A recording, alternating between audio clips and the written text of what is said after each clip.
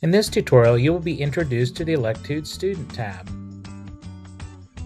In Electude, teachers are able to group students by class. To begin, log in as teacher and click on the Students tab from the top menu bar. Next, near the center of the page, click the large plus under the Groups heading to create a new main student group. In the space provided, specify the group name. In the area below, you have the option to write additional text to content that displays to students above the assigned content. By default, scoring is turned on, however you can switch scoring off from the drop-down menu. When finished, click Add to create the group. To create additional main groups, ensure you remain under the All Groups area from the left-hand menu. Then, as before, click the plus near the center of the page to title your next group. When finished, click Add.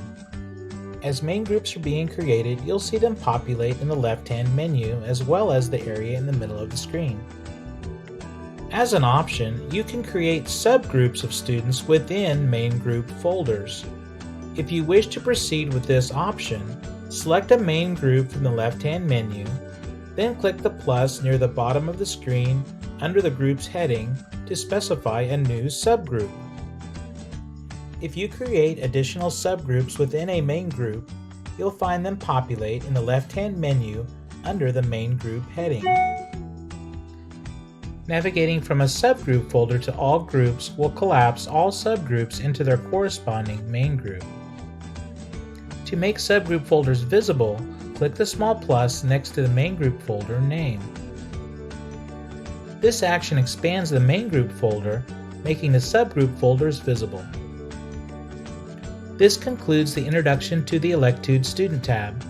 For information on enrolling students, please see the Student Registration tutorial. Please go to our website at electude.com for more training tutorials.